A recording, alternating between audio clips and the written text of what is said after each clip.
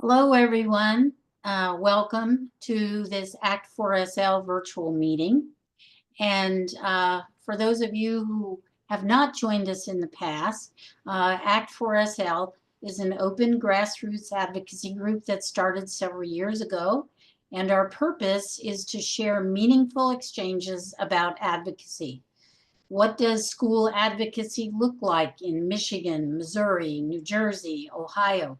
So sharing ideas means we don't have to reinvent the wheel every single time. So right now, as time is precious, I'd like to turn the mic over to Deb Logan, who will introduce one of our three sets of speakers. Hello there, and I am honored to introduce Emily Quick-Shriver, who is the CEO of the Matriots. The Matriots are nonpartisan, and they are working to get support women and women's involvement in politics. In Ohio, they are currently working to get more women elected to public office to promote a healthy economy in which women can thrive and prosper. Emily is has her Juris Doctorate from Northwestern Pritzker School of Law in Chicago, and she has her Bachelor of Science from The Ohio State University. She has practiced law at an international firm in Washington, D.C., and also at The Ohio State University. She's been with the Matrix since 2021. And we are very honored to have her this evening, and we want to give her as much time as possible. So, Emily, if you would like to. Absolutely. Thank you so much for having me tonight. I'm excited to be here. I was just saying that I love a grassroots organization, and one that is working on advocacy is right up there with something that I'm very passionate about. And so let's hop right in. I have a PowerPoint here. I'm going to go ahead and share it. You tell me, please, if you can see it, because you never know whether it's going to work exactly the way you hope it'll work. Can you see it? Yes, you're great. Perfect. Awesome. Awesome. So, I lead this amazing organization called the Matriots. The Matriots started in 2017 after the last Trump election in the hopes of getting more women into Ohio public office. Ohio is the 40th out of 50 states. If we were ranking states, 40th in women's representation. We lack women in most public offices, and we have no women in statewide executive leadership. Elected to executive leadership. We've never elected a woman for Ohio governor, never had a chance to even try to elect a woman for U.S. Senate. And we're at about 28% representation in our Ohio legislature, which, since our population is over 50% women, we have a long way to go towards parity. So this organization was started in the hopes of getting more women into office. One of the things that we do is we invest directly in women's political campaigns on both sides of the aisle. You can see here, this is actually last year's. We send one of these out every year. These brochures, and they are women who have been endorsed by us as aligning on a set of values as opposed to aligning on a particular political party. Last year we had 161 candidates. This year we had 68 candidates in the state of Ohio. So I have another one of these types of slate cards that went out and with 68 faces. This year, of our 68 candidates, 40% of them won. Women typically win in Ohio about 30% of the time. Of the women that you see in front of you here from last year, 75% of them won a seat.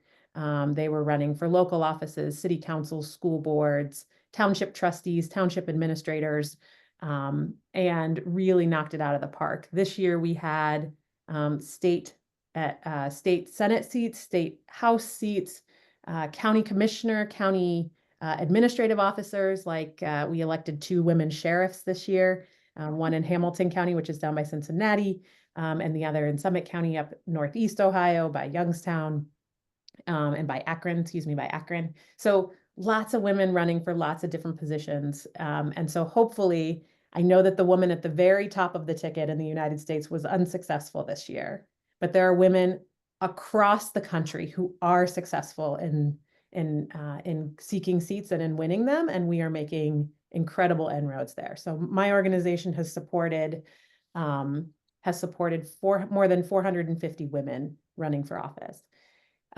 So as a kind of a background here, how do we help the Matriots? We endorse women. So we talk about a set of values. We endorse them on those values, like I said, and not on party lines. And we give them money for their political campaigns so that they can get in touch with all of their voters. We encourage women to run for office. The number one hindrance to women running for office is encouragement. So we make them know that they should run. And here's how we're going to help you find the resources you need to run and what you should run for. And we advocate to strengthen women's political voices across the state of Ohio. So one of the reasons I'm here today is to talk about and talk with you, not at you, but with you about bipartisan and nonpartisan advocacy. It is incredibly challenging in this world that we're in to really seek support for a topic or an issue that it seems like we don't believe in, right? We have very divided political parties. They are about the furthest apart that they've been maybe since the 1960s, but potentially even since before that. There's a very specific alignment around political parties and political issues, and there seems to be not a whole lot of bipartisan or nonpartisan communication happening either way. So if you're going to be an advocate for an issue, knowing how to advocate to both sides of the aisle can be an incredibly advantageous thing, especially, so for example, in my state, my organization generally has progressive leanings, but we have to, in order to get work done, the entirety of the state government at the top are all on the right-hand side of the aisle. So if you're going to get anything done, you have to be appealing to the right side of the aisle for the work that you're doing, even if you're working in spaces that are generally progressive. So how do you do that? How do you have these kinds of conversations? So the first thing, and I made a list of a few things that I do when I'm working across the aisle, is I use concepts for handling controversial conversations. These are things that you all know how to do from your daily life as a librarian in a school system with a child or an administrator who is not listening, right? How do you handle those kinds of conversations? You listen to what the challenge is. And I think when I think of librarians, I only know a handful, some much better than others. Listening is one of the top skills that you all have in your toolkit. The ability to listen, comprehend, and then ask really good questions on what someone is bringing to you is like a universal gift of librarians in order to identify kind of common ground. So we listen, we ask questions, we avoid assumptions, right? Avoid, even if they have an R or a D after their name, don't assume that they are specifically aligned with all of the party issues, especially in the state legislatures. Individuals must choose an R or a D to what's called caucus with their party in order to meet with their party and be part of the, to get their own legislation passed.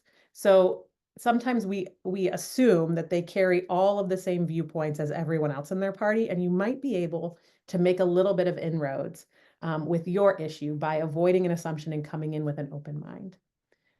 The more information you can actually share, and a little bit of vulnerability, those things can make it easier to have a controversial conversation. You want to be respectful of the person, even if they are not necessarily being respectful of you. If they're not being respectful of you, then it's probably time to just end the conversation and find a different pathway. But we always want to leave being respectful of the individual in the conversation. And change the subject. And I put within reason, right? These are all ideas for how to have a controversial conversation. It's like you and someone else one-on-one, like in a normal daily life, you can be like, what's the weather like? But if you're actually sitting down with a legislator, you want to change it within reason, not to something that is completely out of the blue. So the second thing is to do your research. You use these concepts for handling controversial conversations and then do research. So you want to do some research on party motivators, and I will send this to Deb so that you can click on these lovely links. But these links talk about some of the things that motivate the left versus the right. And this is really important because of the next thing that we'll talk about, which is using those party motivators. But you can see that there are Democratic voters, how they compare with voters overall, right? So if you learn some of the motivators for particular party demographics, those motivators can help you craft a message to the left side of the aisle. But on the right side of the aisle, we know that Republicans are somewhat more likely to have a very unfavorable view of the opposing party. So you're going to probably want to come in when talking to a Republican, not leaning with, I am a Democrat, right? You want to come in and talk about the issue that you have and not necessarily the political lean you have. We also know that these are two other motivators. You know, majority of Democrats say that gun violence, healthcare costs, and partisan gridlock are major national problems. Those aren't necessarily the things that the right side of the aisle says are the biggest problems. But by knowing that, you can start to craft your message to the things that the party that you're going in to advocate for that they care about. So when, I guess it's actually two away. So what you'll want to do, and I'll skip to it later, but is you'll start to want to craft your message, whatever it is that you're trying to advocate for, to something that motivates that particular party. Here's an example, and I'm kind of going off my script a little bit, but here's an example. If my organization is a pro-choice organization, I might not lead with that if I'm going in to a right-leaning office, right? If I'm going into the GOP, I'm not going to lead with pro-choice. It's going to be a sure way to get me knocked out. But what I know that I also care about at my organization is healthy women, healthy families, healthy babies. That's maternal fetal health. It is good factors for children to year one. It is good schools, right? And so maybe leading in with those methods instead of talking about the elements of choice, talking about, okay, if we come to the assumption that we want that the right side of the aisle is going to want women to potentially carry children, let's talk about what happens when you carry children and how we help families. So I have to change my mindset around the thing that maybe is the top motivator for me to what is motivating them to act, and then craft my message in that way. You'll want to understand generational motivators. There's a lot of research around this. If you're walking in to advocate to someone who is in their 20s, you'll use different language. You'll use different motivators for what gets them excited about your issue. If you're going in to advocate to someone in the party who is in their 70s, you're going to want to use different words, different language, and also different motivators for them. And there's great research on this as well. So when I said I was going to skip ahead, reframing your approach was the point that I wanted to to make. And so there are areas of bipartisan policymaking. I'm not going to talk for much longer here, but these are areas where not the third rail issues that people are really focused on. Instead, these are places where people are trying to come together on bipartisan issues: affordable housing, childcare, global economic strength, mental health. Are there ways to fit what you're trying to advocate for into some of these areas of bipartisan policymaking? Okay, so if you're thinking about how do I ensure that children have access to a wide breadth of literature, can it fit into workforce development? Can you make an argument for it in workforce development? Can you make an argument for it in teaching women how to be leaders and to avoid violence against women, so that you are getting at those areas of bipartisan policymaking? It helps you avoid some of those, again, third rail issues. Avoid partisan terminology, things like woke, right? That's a word that's sure to get us into some spaces that we probably shouldn't be in.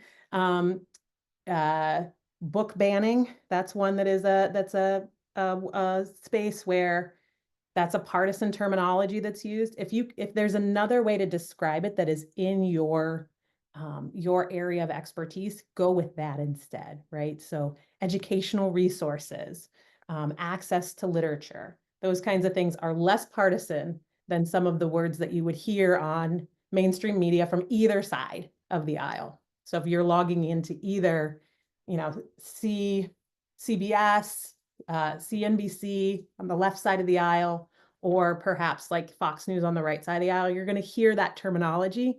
Leave those words out. if you're looking for how biased is a news source, that's not in here.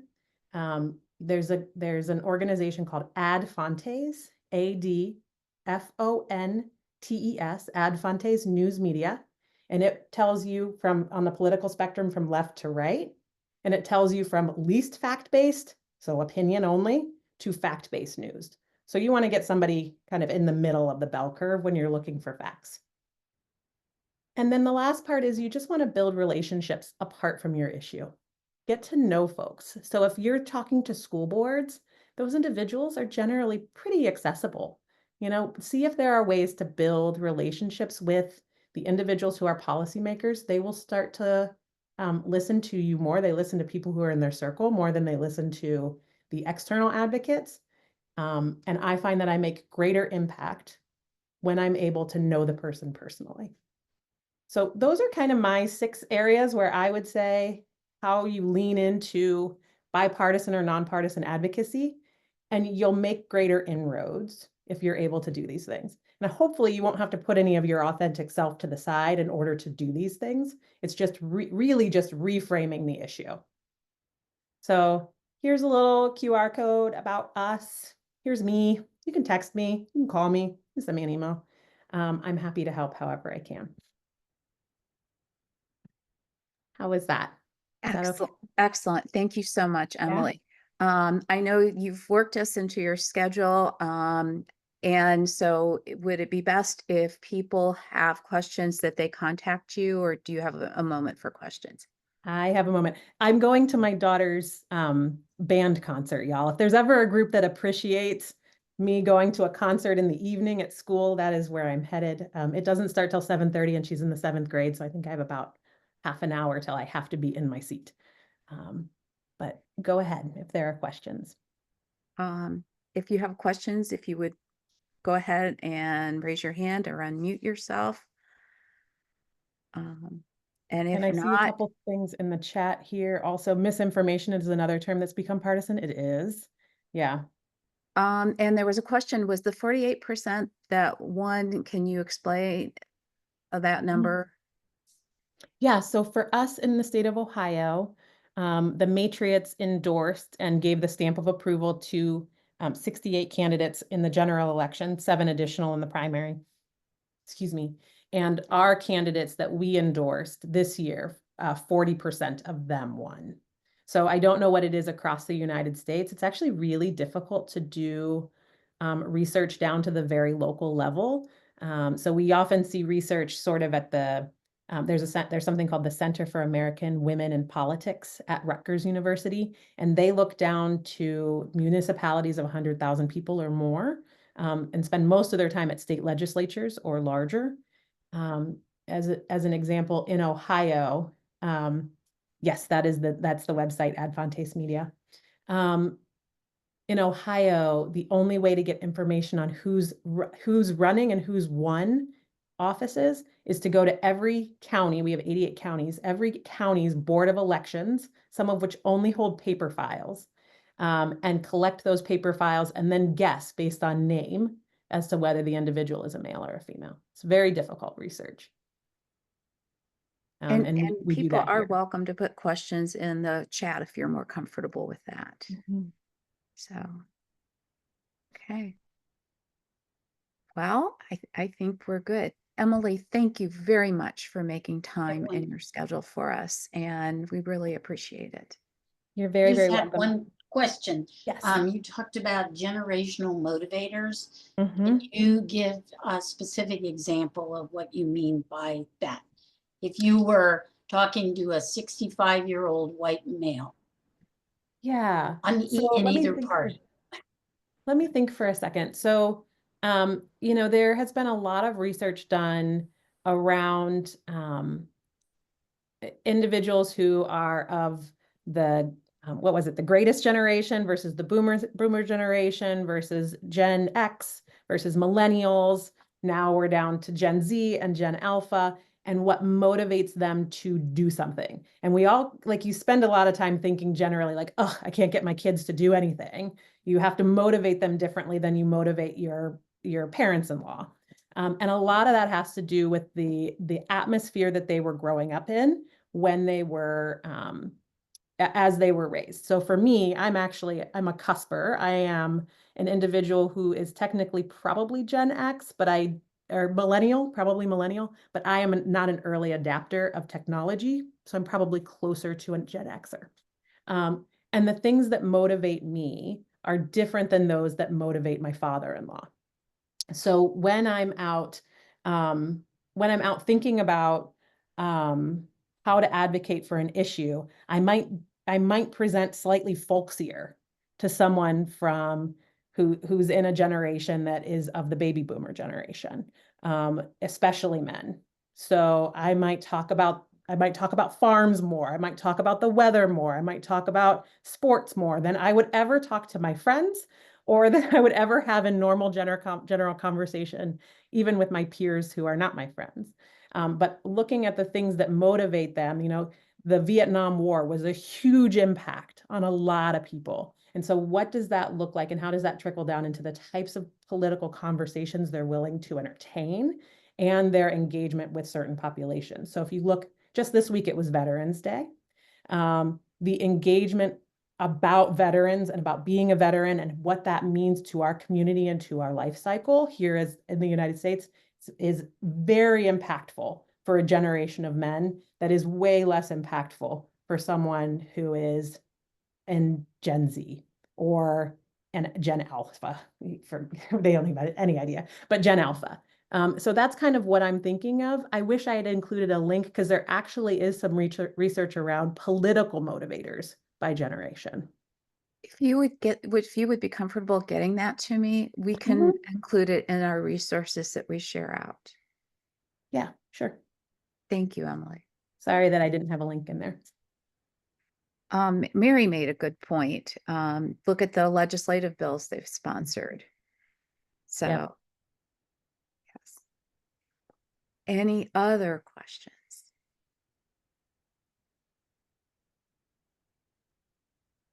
Would it be better for us to be focusing on the economic value versus the information literacy value? I think it depends on whether you're left versus right. So I think either one of those is great. Yeah, I see the follow-up, Beth. Either one of those is great, given the right political, generally the United States went to the right, and a lot of our, a lot of our national leadership is going to be on the right side of the aisle. Anytime we can talk about economics and economic value, that's where you're really probably going to make a bigger inroads. Just like that idea of workforce development over the idea of public education or over the idea of higher education or secondary education, that you're probably going to get better results. Same, like you're still going to be successful in implementing the programs I'm not telling you to change your programs, but the way that you're able to get the ear of folks is, you know what, this is going to move us forward as a nation economically, is a huge motivator. That's a great question, Beth. And I'm always happy to come back. I promise it won't always be this squashed on time, but I'm always happy to come back and be part of this. You're doing great work. Any other questions?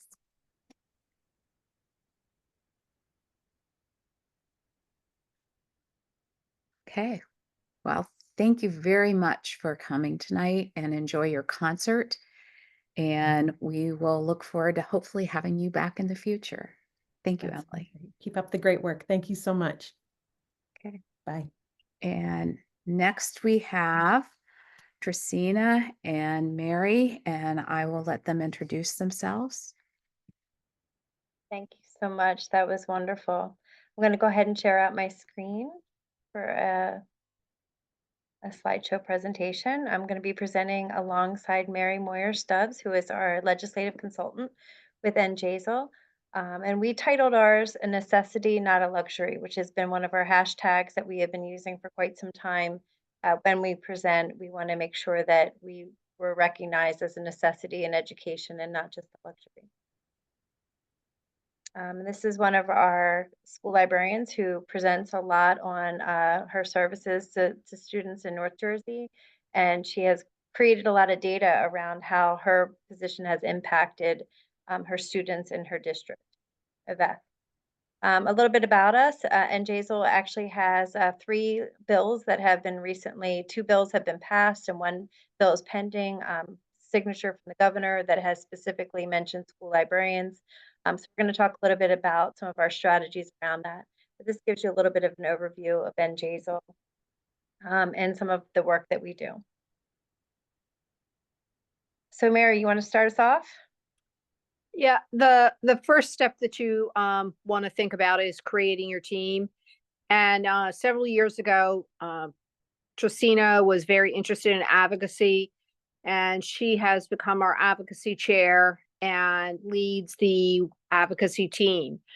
And that team is a group of our members that we and Tracina engages in helping to create templates, reaching out to legislators or elected officials, and they're ready whenever there's like a call to action. If when we were working through some of those legislative bills, they were able to reach out directly to legislators. And having the team in place also allows us to figure out who might be a constituent in a particular legislator's district. Because some of our call to actions, we want to target particular legislators, but we don't want just anyone calling that legislator or the elected official. We want first we look for a constituent. If you live, work, serve, those are the key terms: live, work, serve in a or in a district. An elected official is more likely to listen to your story. The other thing that the advocacy team has been able to help us do is to find elected officials who might be willing to sponsor our bills. Tracina talked about one of the pictures before with Yvette. She has a legislator that was a close childhood friend. She went to school with him. So she can have that off the cuff conversation with that legislator saying, you know, this is a bill that we're working on. Would you be interested in sponsoring it? And she was so excited when she found out he was a sponsor to the latest bill, the Freedom to Read bill. The other advocacy team also helps us to build part of the ecosystem. You know, who are the stakeholders and allies that might care about our issue? They may have connections to some of the other educational groups. They help us find common ground with legislators. Maybe one of the legislators has a teacher who is in their family, an educator or a school librarian. We had a legislative aide that worked with one of the senator who helped sponsor the information literacy bill, and his mother was a school librarian. So those kinds of connections help us when we are trying to have conversations with elected officials and legislators. Yeah, and I wanted to kind of capitalize on when Mary came to me, we were talking about starting small. I was starting at my own local school district and then presented to New Jersey, you know, in Trenton about that particular topic. And that's kind of when Mary had approached me about bringing it to a larger scale. And one of the areas that I noticed right away was we did have to divide and conquer. And in turn, we created that regional response team, which originally was for job loss and now has since turned censorship issues. But this was something that, you know, I wanted to make sure we pointed out that we did start small and then we build upon those relationships. The other thing that Yvette also recognized is she had a contact with NBC up in New York. So she was able to get some publicity around that. She's had some other contacts. So we're always trying to engage our members, figure out ways that they can also connect. And we are often trying to create our own talking points so that our members feel empowered to be able to brand the message and to send that out. So a lot of times, you know, if we're contacted or somebody in South Jersey might say that somebody contacted them, you know, we'll be able to provide a list of talking points to kind of continue the conversation, but also make them feel empowered to also have an additional voice. You know, we don't want it just coming from one of our members. We want to share out that voice because there's so many school librarians doing amazing work throughout the state. So I did want to write that, you know, don't get discouraged, but just keep trying to build those small connections, and those small connections can really lead to bigger connections, which we've experienced here in New Jersey. And we gave you a couple other templates, and we're going to have a lot of takeaways for everyone as well that you guys can utilize that, you know, for this meeting. Here are just some of our outreach parties, but not all are listed. We actually have numerous spreadsheets that contact, you know, with various contacts, whether it's at the local, at the county, or the state level. But here are some of the outreach organizations that we've worked with.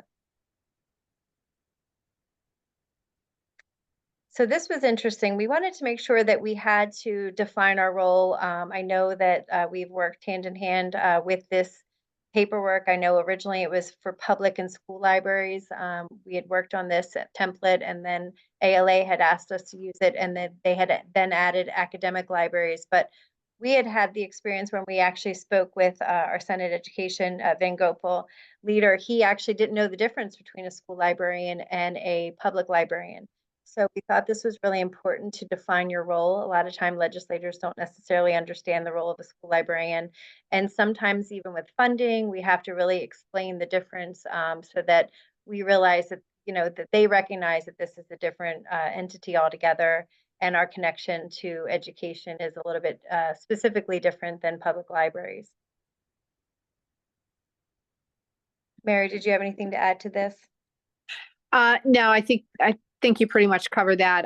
Like when the second point where it talks about state funding, it's important for you to understand how your public library versus school libraries are funded. And, you know, funding is probably our key issue with all of us. And that's why we have chosen that hashtag. It's a necessity, not a luxury, so that we're not seen as fluff in the budget process. And we're going to be showing some of the data and connecting through pictures and some examples as well later in the presentation.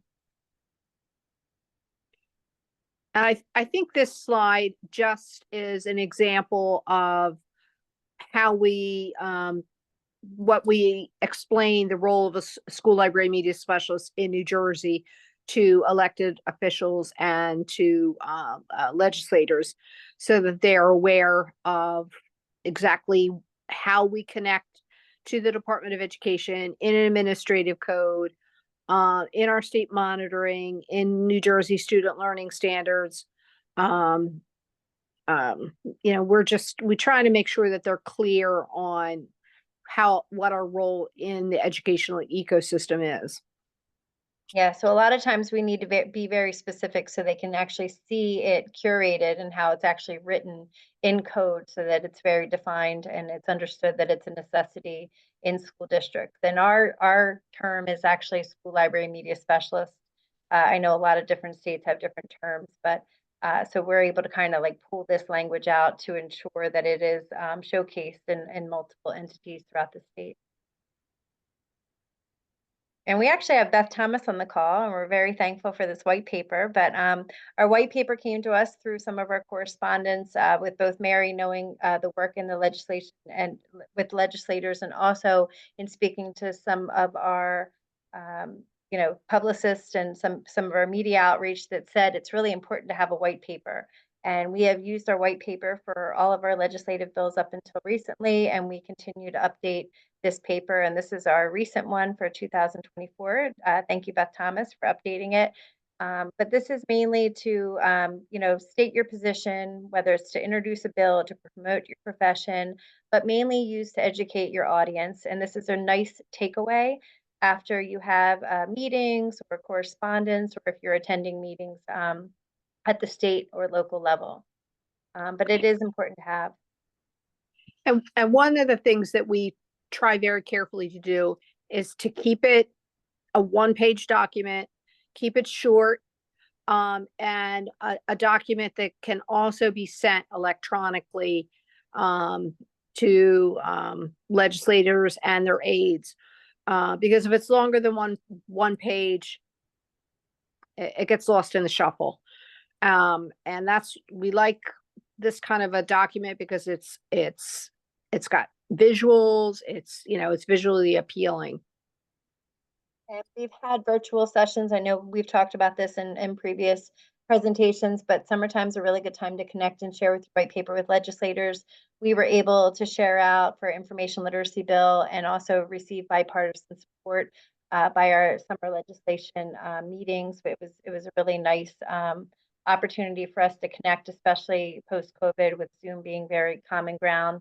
And we were able to locate a lot of our elected officials through our local union. We had a nice contact with them that would be able to help send out that correspondence as well.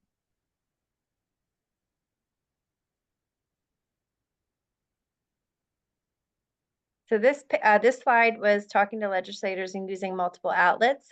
Karen is on the call. Karen, we have your NJEA commercial here, but working with our teachers union and other educational leadership groups has helped us connect with officials and promote our role. They've done several different commercials for us, even one with Yvette earlier. She actually had one that was bilingual. That was a commercial that was released, I think, in 2019, I want to say, 20. And then Karen's was more recently. We've worked with every library to help hone our message and create petitions and postcards and surveys. And we've also often had press release material that we have ready to go, thanks to Mary and our team at NJZL. This is like some of our examples that we have been able to promote and share out. We also included Martha Hickson's template, which was kind of how to speak. We had a lot of interested people outside of just our profession that wanted to speak out for a freedom to read bill. We have also given templates of how to speak at a board meeting. So this really is to empower your advocates so that they feel comfortable walking into something that might be unknown territory for them. We've also provided media releases for varying reasons. And it's really important to also offer thank you cards or welcome cards to your legislators as well. And Mary, do you want to capitalize on a few of the other topics? We've also learned we weren't quite prepared when the first legislative bill, the information literacy bill, passed. We weren't prepared with the statement, and there was a lot of press asking for statements. So now we've learned that if we think a bill is going to pass, we prepare some type of quote or press release. So that as soon as that happens, it's ready to go.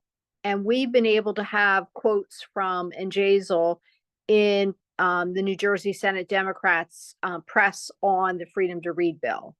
So it's really nice that we've it's been a learning process for us. But one of the things that I do for NJZL is make sure that that kind of information is ready for them and it's ready to go. We've also tried to capitalize. The New Jersey State Librarian was so gracious and wrote a really nice op-ed on the role and the value of school librarians. And the governor, in his State of the State address, talked about, back in January, talked about reading books is better than banning books. And it led us to an opportunity to write an op-ed about literacy. And that op-ed on literacy, I think, was a direct connection to us being invited to become part of a working group on literacy by a senator who saw literacy as one of her pet projects. And we were able to get specifically listed in a literacy bill that passed back in the spring.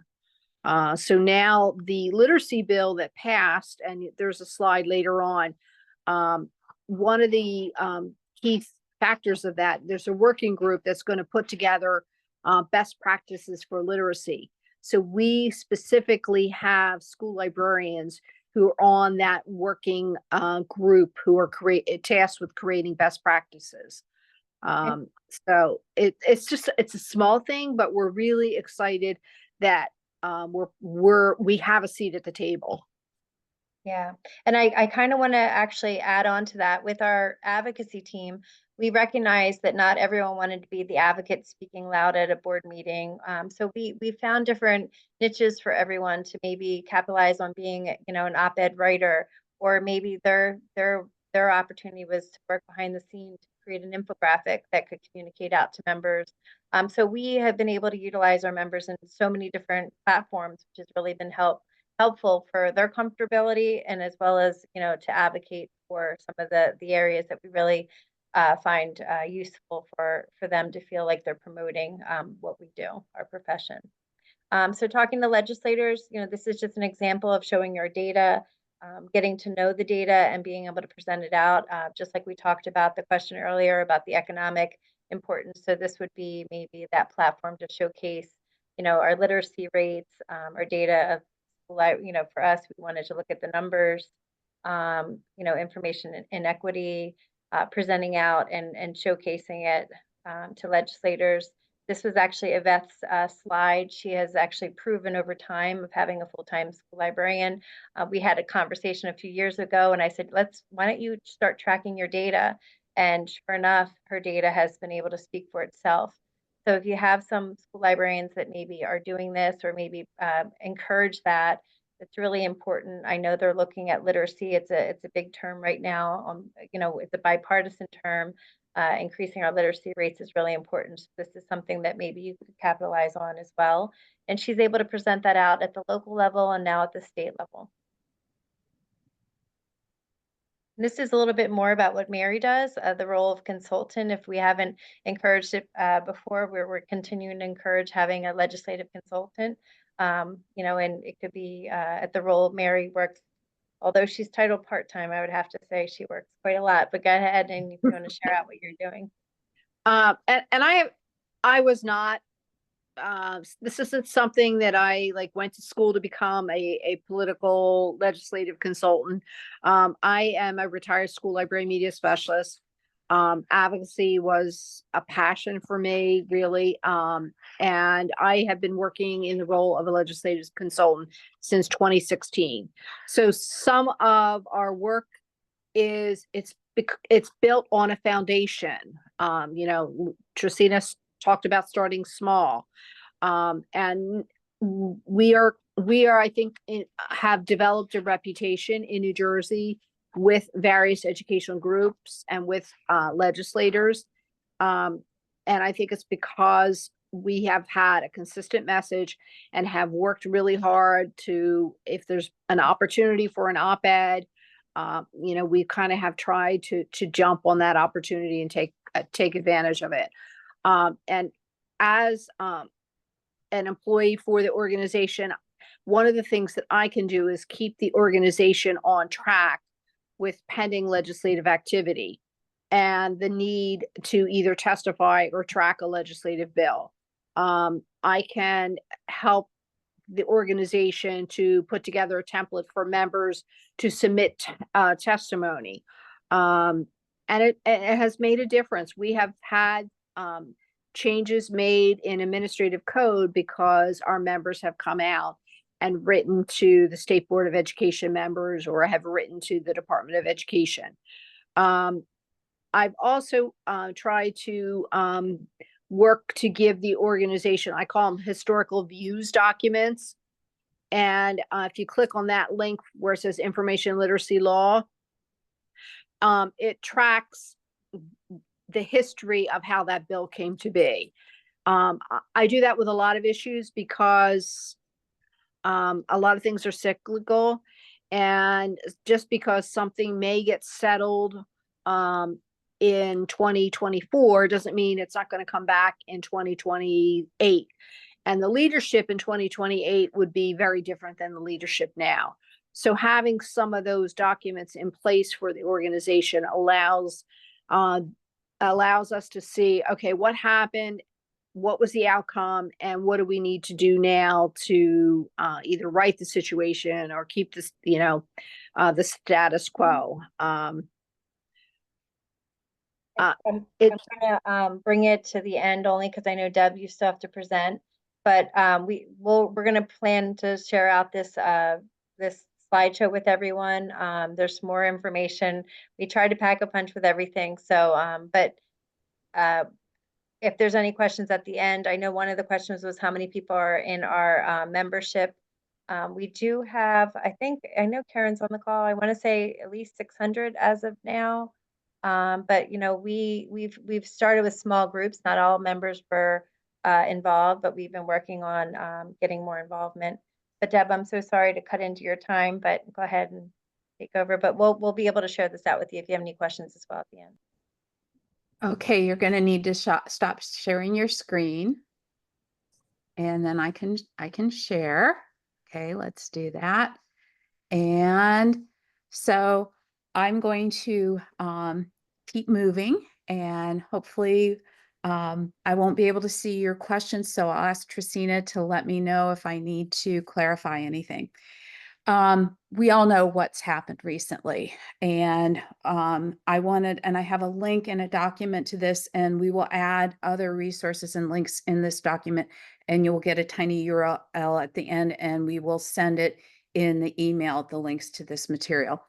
Right now, we need to help people see what our institutions do. And one of the things that we really got a good start with was what Emily had to say about looking at the people we want to have conversations with. We want to look at what their interests are. We want to look at their voting history. And so that we can position our messages in a way that are going to connect with their priorities. And so one of our things is we're going to want to build bridges. And one of my favorite concepts that I try to bring into a lot of situations is the idea of first do no harm. I think the medical profession has adopted that, and I think it's a place that really, particularly at this time in history, we need to stop and think about how can we look at things in a way that won't pull the ground out from under ourselves. So we need to be judicious about what we do and how we do it. And so what I'm going to share some very simple things that there's some really strong underpinnings for, but you know your state, you know your local leadership, you know your principal, your school board, you know your representation at the national level. So anything you hear tonight, what I would suggest you do is you take what works for you, change it to make it work for you. And then anything that doesn't work, blow it away and don't worry about it.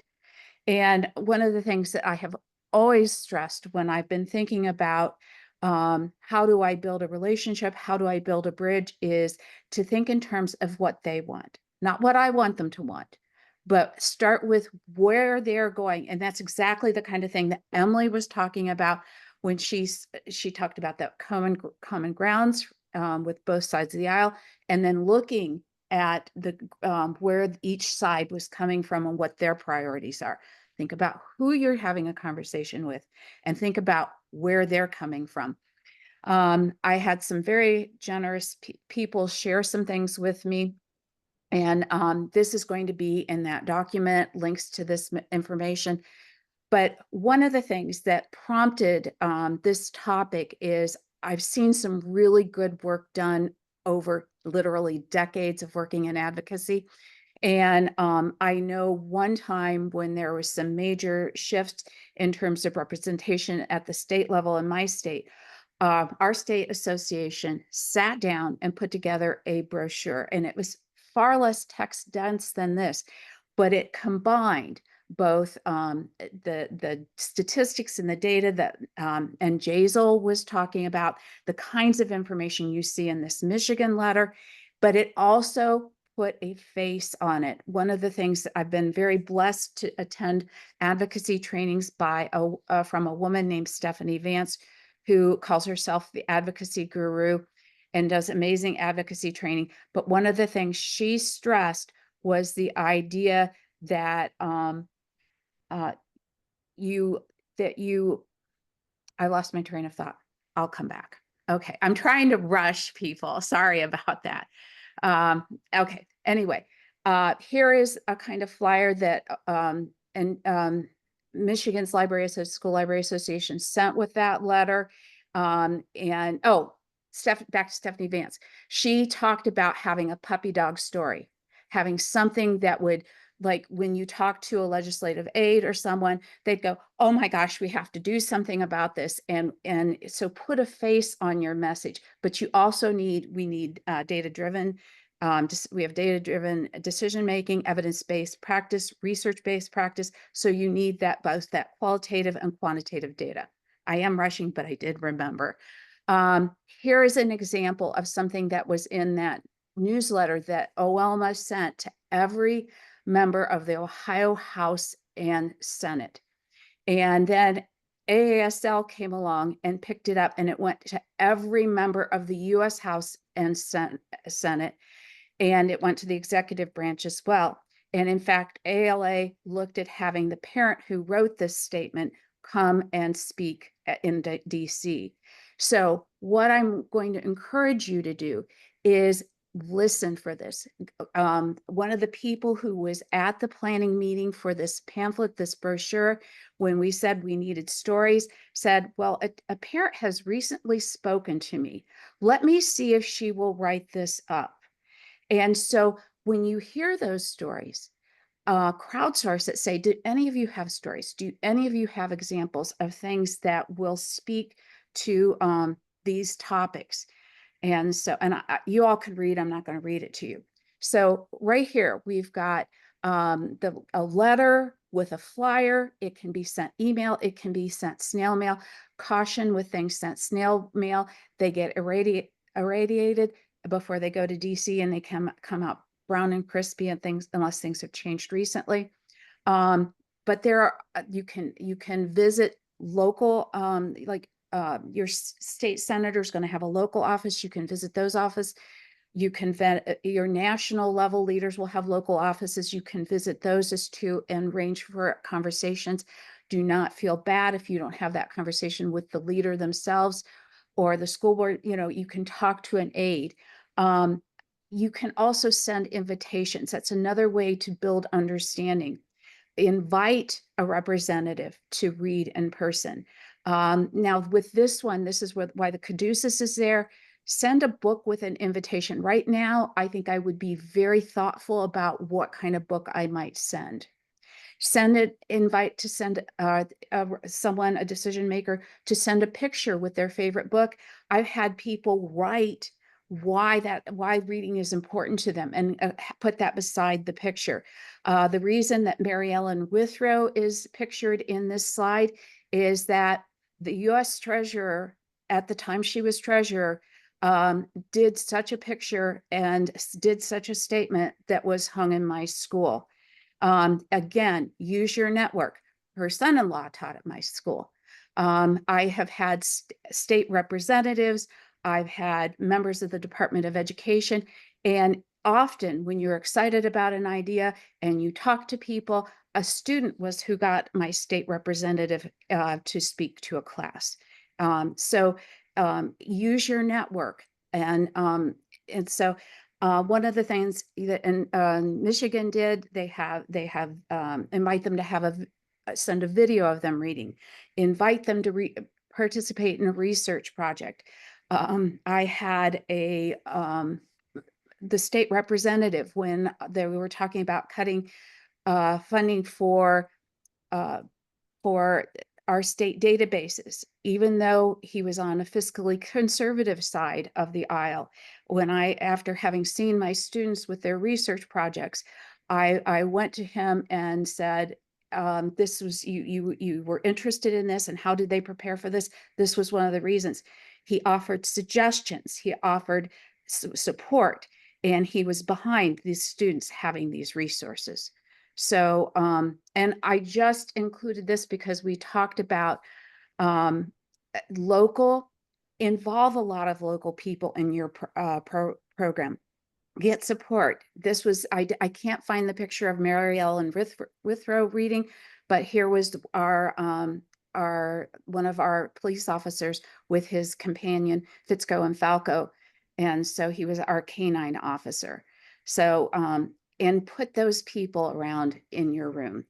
One of the things I heard about when I was at a national meeting, I don't take credit for this idea, but one of the things they said, when you have people coming into office, like sending that information to introduce who you are and so on, start a conversation with, may I talk with the legislative aide who works with libraries? Typically, national offices do not have a legislative aide that specializes in libraries. However, if you suggest that, you may find somebody who they may think they should have it, and they might add that position. So that was a trick. We want to give you time to work, but I'm just going to flip through this. Unfortunately, the association who is behind these documents, this is behind in their website and it's password protected. I was given permission to share this with you. But one of the things they're doing, being proactive, is they're informing, they've had, I think, 5 weeks, they're informing their membership about the process. And a lot of people are like, you're asking me to contact people again. So they're using this lame duck time to inform people about the political process and who to talk to and how to talk to them, how to craft their messages. So they're sending out these really nice messages about how to do this. And I told you that I would give you this URL. Here it is. What I'm gonna also, we can put it in the chat, but also we will email it out. But we wanted to have time, and we kind of went a little long. So we wanted to have time for you all to share your ideas. So I'm going to leave this up, and I'm going to ask that if you, we're not going to do small groups. We've got 4 minutes, but I'm going to ask that you take a moment to put in the chat if you have some suggestions, and people have been participating, but ideas for working on either side, with either side of the aisle, for laying the groundwork, kind of like what they were talking about in New Jersey, for ways of connecting with meaningful messages that bring people in a positive way, things you've tried, maybe an idea that's come to you during this. So if you would please contribute to our conversation, that would be a wonderful thing. And we will make sure that the chat is saved and that is sent out to the group, along with the information about the recording and the information about the resources. So I feel like I've just, like, not that I would hurt an animal, but have wrote my my animal, and my hands are up because I did that very quickly. And thank you very much. So if you would please contribute to the chat, that would be wonderful. And stop share.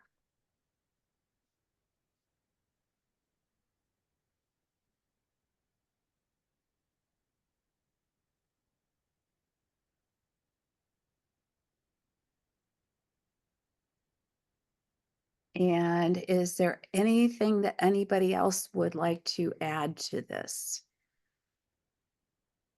to our group? And I want to thank OELMA for sharing their legislative prompts that they made available to us.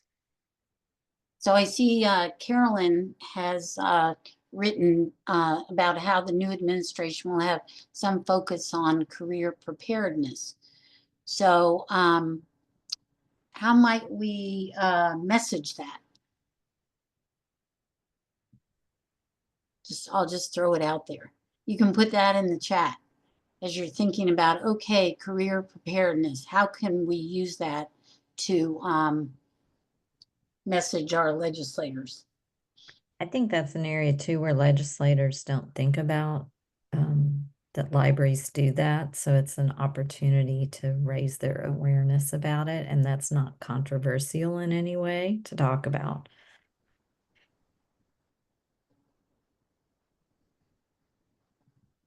Yeah, I'm thinking back, Carolyn, to a visit that I made to a school librarian up in northwest Northeastern Ohio, who did this whole unit with middle school students about career paths and used all of these wonderful resources to share with students.